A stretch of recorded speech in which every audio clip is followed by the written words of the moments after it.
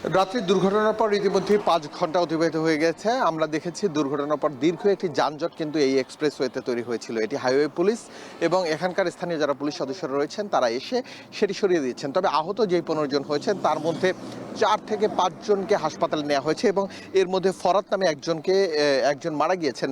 এটা ইতিমধ্যেই আমরা জানতে পেরেছি। তবে এখানে যেই ১০ থেকে ১২টি গাড়ি দাঁড়িয়েছিল তার মধ্যে একটি একটি করে সবগুলো গাড়ি কিন্তু সরিয়ে ফেলা হয়েছে। অর্থাৎ র্যাকার যেই ফিল্ড রয়েছে সেই র্যাকার দিয়ে আপনি দেখতে পাচ্ছেন এখন শুধুমাত্র একটি গাড়ি দাঁড়িয়ে আছে। কিছুক্ষণ আগে র্যাকার দিয়ে এনা পরিবহনের একটি গাড়ি নিয়ে যাওয়া হয়েছিল। ঘটনা যেটি ঘটেছে সকাল ৬টার দিকে, অর্থাৎ যখন ঘন কুয়াশায় কিছুই দেখতে পাচ্ছিলেন না, ঠিক সেই সময় একটি কাভার্ড ভ্যান এসে একটি মাইক্রোকে ধাক্কা দেয় এবং সাথে সাথেই এই মাইক্রোটি পেছন থেকে দুমড়ে মুচড়ে যায়। এরপরেই ঘন কুয়াশার কারণে এই দুর্ঘটনা না দেখতে পেরে ৪০ থেকে ৫০ কিলোমিটার বেগে ছুটে আসা প্রায় ১০ থেকে ১২টি গাড়ি এক এক করে একটির পিছনে একটি ধাক্কা দেয়। তবে কিছুক্ষণ আগে আমরা দেখছিলাম যে এনা পরিবহনের একটি গাড়ি এই সরিয়ে নেওয়া হয়েছে। অর্থাৎ এখানকার যে র্যাকার রয়েছে সেই র্যাকার দিয়ে এখানে দাঁড়িয়ে আছে শুধুমাত্র একটি গাড়ি গোল্ডেন লাইনের। এই গাড়িটি র্যাকারটি ফিরে আসার পর আবে সরিয়ে নেওয়া হবে। তবে র্যাকার যে কর্তৃপক্ষ রয়েছে তাদের সাথে আমরা কথা বলেছিলাম, তারা বলেছেন যে এখন পর্যন্ত তারা ৪টি গাড়ি এখান থেকে নিয়ে গিয়েছে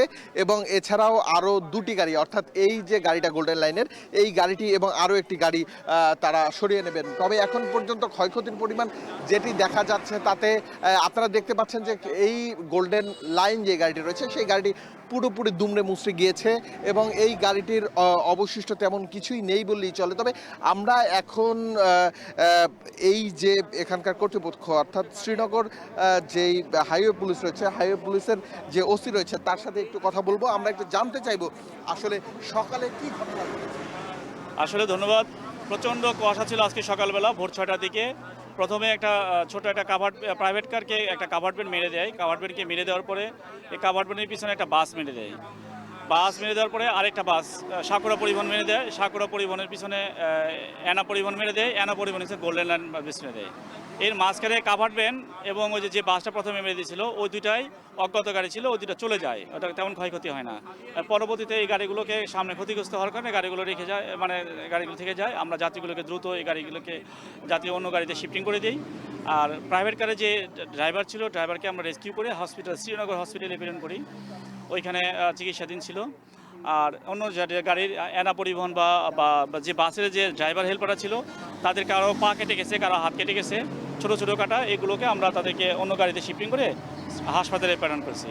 আর আমরা দ্রুত রেকারিং করে গাড়িগুলোকে যানজট মুক্ত করছি। আমরা এখনও এটা অব্যাহত রাখছি। এখন পর্যন্ত কতজন আহত হয়েছে অথবা নিহত হয়েছে? আমি এসে তাদেরকে যে যাত্রীগুলোর সঙ্গে গাড়ি শিফটিং করে দিয়েছি 3টা গাড়ির, এবং যারা যাত্রী ছিল আমি যে ড্রাইভার হেল্পারদেরকে আমি 4 থেকে 5 জনকে আমি হসপিটালে প্রেরণ করেছি। ঘন কুয়াশার কারণে যেই দুর্ঘটনাটি হলো, প্রচণ্ড কুয়াশা ছিল, 100 মিটার সামনে গাড়ি দেখা যেত না। কতটি গাড়ি ছিল এখানে? এখানে আমাদের প্রায় 6 থেকে 7টা গাড়ি ছিল। 7টা গাড়ির দুর্ঘটনা কবলিত হয়েছে, তার মধ্যে 3টা গাড়ি চলে যায়। রাতে আপনি শুনতেই পাচ্ছিলেন যে হাইওয়ে পুলিশ বলছে 6 থেকে 7টি গাড়ি এখানে ছিল, অর্থাৎ এছাড়া যেই গাড়িগুলো সবগুলো সরে যায় এমনটা আমরা জানতে পেরেছি। তবে আপনাকে যদি একটু গাড়ির ক্ষয়ক্ষতির যে হিসেব রয়েছে সেটি একটু যদি করে দেখাই, অর্থাৎ সামনের দিকটা আপনাদেরকে যদি দেখাই, এই যে গোল্ডেন লাইনে এই গাড়িটির সম্মুখ ভাগ অর্থাৎ সামনের যে গ্লাসটি সেটি কিন্তু পুরোপুরি ভেঙে গিয়েছে। এছাড়া সামনের যে অংশটি সেটিও দুমড়ে মুচড়ে গিয়েছে।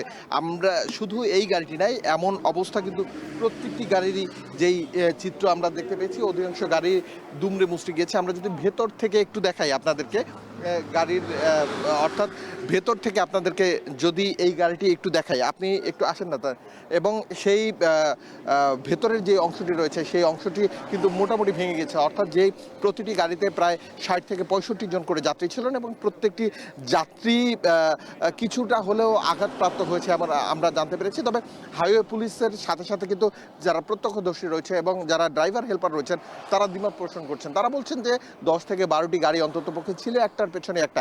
ঘন কুয়াশার কারণে কোনো গাড়িই তারা দেখতে পাচ্ছিল না। যেহেতু প্রথমে কাভার্ড ভ্যান মাইক্রোবাসটিকে ধাক্কা দেয়, এই মাইক্রোবাস থেকে 2 জন গুরুতর আহত অবস্থায় তাদেরকে শ্রীনগর হাসপাতালে নিয়ে যাওয়া হয়েছে। পরবর্তীতে আমরা যেই বিষয়টি দেখতে পেয়েছি, শ্রীনগর হাসপাতালের চিকিৎসাধীন অবস্থায় 2 জনের মধ্যে একজন, অর্থাৎ মাইক্রোবাসটির যিনি ড্রাইভার ছিলেন ফরহাদ হোসেন, তিনি কিন্তু অর্থাৎ 4 ঘন্টা পরে প্রায় 10টার কিছু সময় পরে তিনি নিহত হয়েছে এমনটা জানিয়েছে হাসপাতাল কর্তৃপক্ষ। এছাড়া আরও একজন যিনি রয়েছেন তিনি গুরুতর অসুস্থ এমনটা আমরা জানতে পেরেছি। তবে এখন পর্যন্ত এই ঘটনায় 15 জন আহত এবং 10 থেকে 12টি গাড়ি ক্ষতিগ্রস্ত হয়েছে এই দুর্ঘটনার মধ্য দিয়ে। তবে কিছুক্ষণের মধ্যেই পুরো হাইওয়ে ঢাকা মাওয়া এক্সপ্রেস ওয়েটি খালি করে ফেলা হবে, দুর্ঘটনার যে গাড়িগুলো রয়েছে সেগুলো সরিয়ে ফেলা হবে বলে জানিয়েছে কর্তৃপক্ষ। রাত্রি সড়ক দুর্ঘটনায় যানজটের